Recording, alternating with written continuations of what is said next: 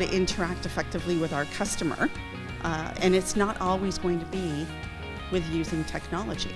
So the other thing that I sort of like to preface this presentation by saying is I'm kind of old school and new school. So I think technology is really important, obviously. It's the way of the future, but we can't forget how to have conversations with people. We can't forget how to interact face to face.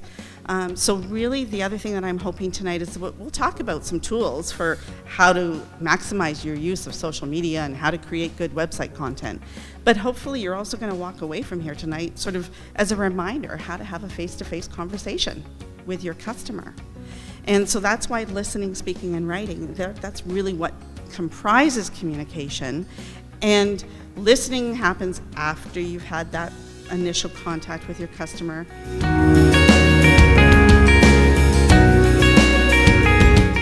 The other analogy that I like to use is that communications is around bridging the gap. And so if you think about that listening and that speaking and the writing, there's 3 elements to communication. There's 3 elements to a bridge.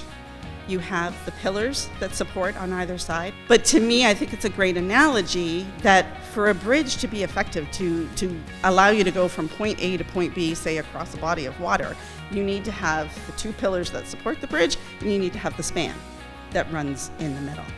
And any one of those, the span can't stand on its own.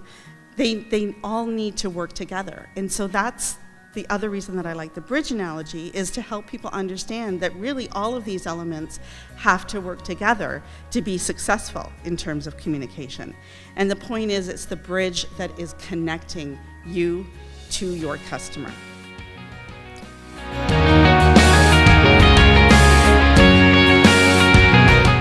What's most important here is that we have to listen to hear, not just to respond. And I think we see this more and more lately, even events like this sometimes, and we're not doing it tonight, but I've been to events where people will, the organizers will invite the audience to tweet about what they're hearing. Oh, here's the hashtag for tonight's event. And it's posted all over the place. And we invite you, every time the speaker says something that you think is, oh yeah, that resonates, pick up your phone and start tweeting. Well, if you're tweeting, you're missing the next 3 or 4 points that the speaker is talking about. And those might have been the most valuable points for you and your business in that time and place. So is there a place for tweeting? I mean, absolutely. But does the technology have to kind of take over our lives? I think that's what happens. We get so caught up in the moment. And so, for example, listening, we're not listening to actually hear, we're listening to respond, we're listening so that we can tweet something out. And how that also relates to when you're talking about with your customer, if you're listening with a filter that says, I know what they need, I know the service that I offer, and I know what they need, you're not listening to them. You're pitching to them. And sometimes you're going to miss out on a customer because they're going to say, you know what, this person's not even answering my questions. They're just pitching to me. So listening to hear, not just to respond, I think is probably the most critical part of communication.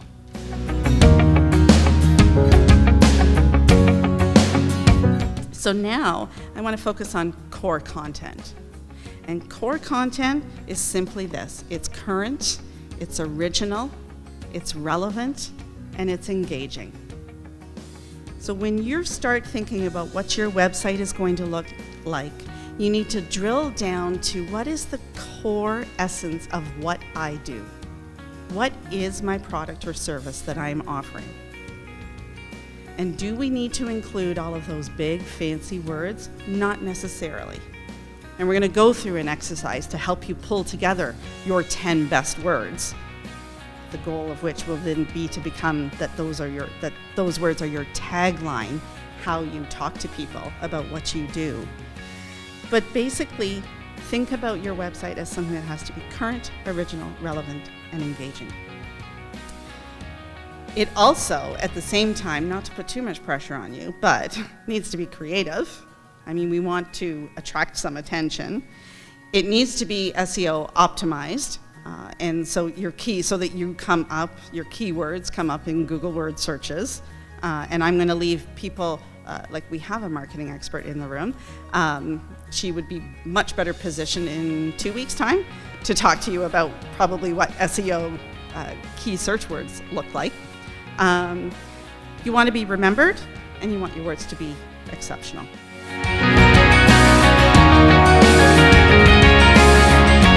Now, I have done this seminar a few times, and 10 is a goal.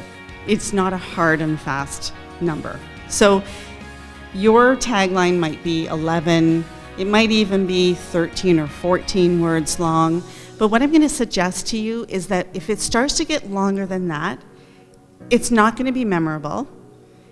Or it's going to be harder to remember. It's going to be harder to say. It's probably not going to fit on a business card, for example. So I think what your goal here is, what we're aiming for, is a tagline that then becomes part of your social media presence. So it's on your website, it's on your Facebook page, it's on your Instagram account. Wherever you are in terms of an online presence, your tagline is there too. And it's also on your business card, so that when you're going to an event and you're introducing yourself, and we do those round tables a lot of the time at business events, and you stand up, "Hi, I'm Sheralyn Roman, this is what I do." That's what you want your tagline to be.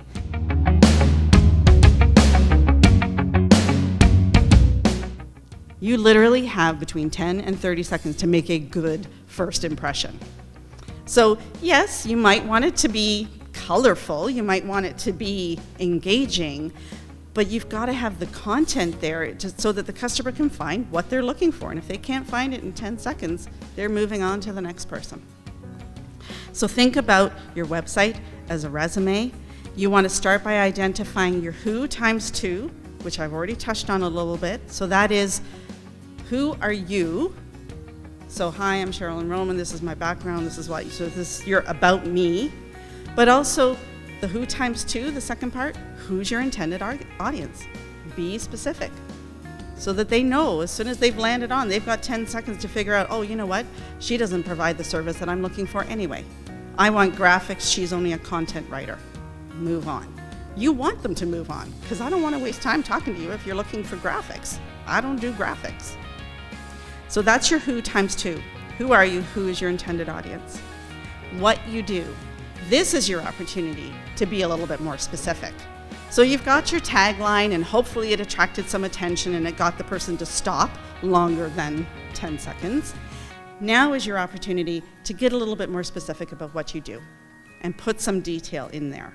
I still don't think that we need to actually explain how to build a bridge, but you can put in a little bit of information around why are you bridge building, some of the tools we use, the best tools in the market, that kind of thing. That's your opportunity to get a little bit more specific.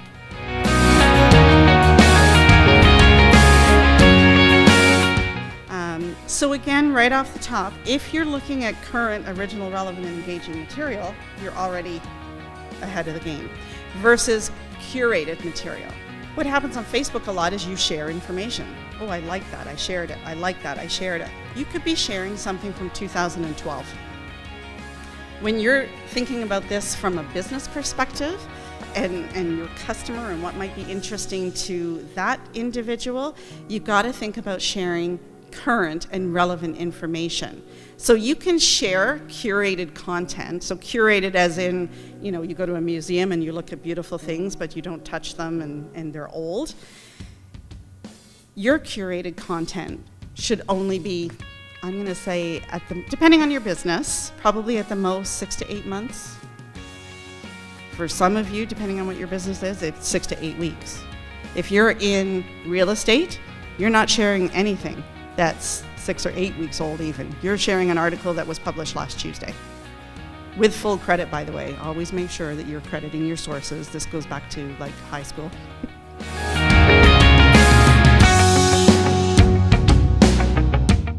Blogging, I think, is one of the most important ways to engage with your customers. You don't have to blog every week. or even every other week. You can even just do it once a month. And again, it's going to be dependent upon what your actual business is.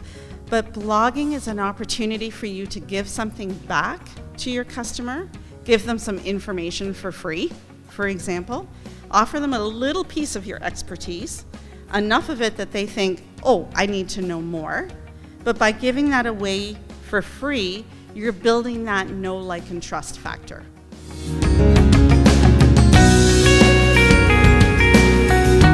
This is why when we talk about understanding who your target market is and who your ideal client is, you've got to think about what lens are they bringing to the table? How are we all different? If you're doing some marketing materials and you go to stockimages.com, whoever's giving away free pictures these days, and you choose pictures of white Anglo-Saxon males wearing suits standing around a computer, is that what we look like right now here in the Greater Toronto Area? That's not what we look like.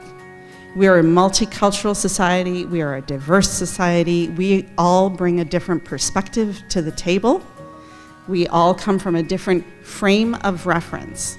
So if you really want to go back to like university days, they're going to talk about what's your frame of reference. What is it? What's your lens on the world? What do you bring to the table when you're looking at a product or service or talking to an individual?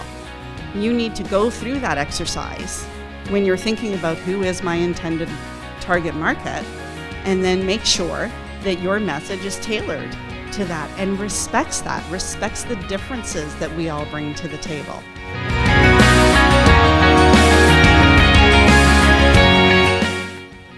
Clarity and conciseness, punctuated, precise, style and substance, form and function, and context and consistency. And what these mean are this. Clarity is about saying something right the first time, because if you have to clarify what you're saying, you probably didn't say it right the first time. So you want to be clear and concise, and that's where that rule of 10 comes in. So even though I'm calling it a rule of 10, it doesn't have to be 10 words exactly, but you want to be very clear and concise, because the more you ramble on, like I am a little bit tonight, the more you have a tendency to potentially trip yourself up or bore your customer or tell them something that they don't want to know about how to build the bridge. They just want to know, can you build me a bridge? Grammar matters. We already talked about why it matters. Being choosy, being precise in your choice of words. So as frustrating as English can be, because it has dual meanings. So if I say to you, I'm going to season my steak for dinner tonight, and it's the fall season outside, those two words, it's the same word, but they have completely different meanings. So be sure that you're being very precise about the words that you're choosing. Style has to do with what I call the readability factor. So when you've done everything else you're supposed to do, and you think, I'm happy, these words look great on paper, they're going to look great on my website, read it out loud. Read it in your out loud voice as if you were a customer. How does it actually sound? It's a good exercise to do, and you will realize when you read something out loud, maybe that still needs a little bit of tweaking. Substance, every sentence matters, so accuracy equals your credibility. So be sure that it's accurate, be sure that you're not making those mistakes. Form has to do with how you write is as important as what you write. So how you talk to people, sometimes that might not be necessarily what you're going to write on your website. You might be a little bit more casual when you're having a conversation with someone, but you want to be a little bit more professional on your website. Function has to do with choosing the right tool for the job. So you're not going to fire someone, or at least I would hope you're not going to fire someone using a text message. And you're probably not going to write an obituary announcement in, does everybody know what the Comic Sans font looks like on the computer? The one that's kind of kitschy and almost looks childish.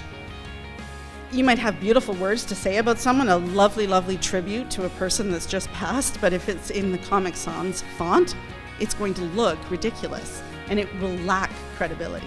So both are important. You have to, what you're writing and the style and the font and the format that you're using is just as important.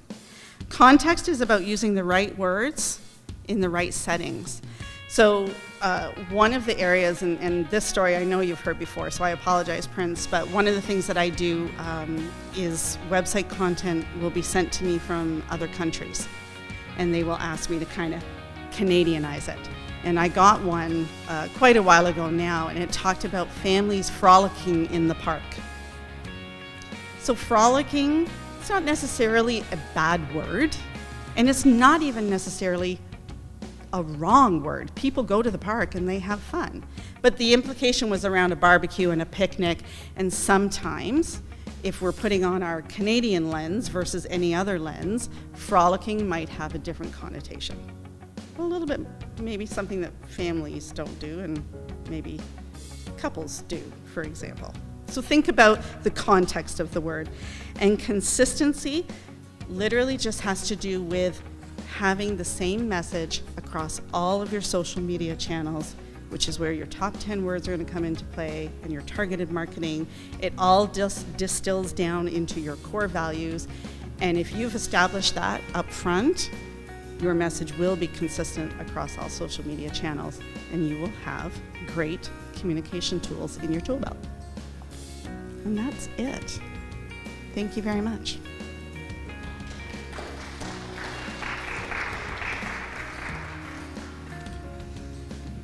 Question.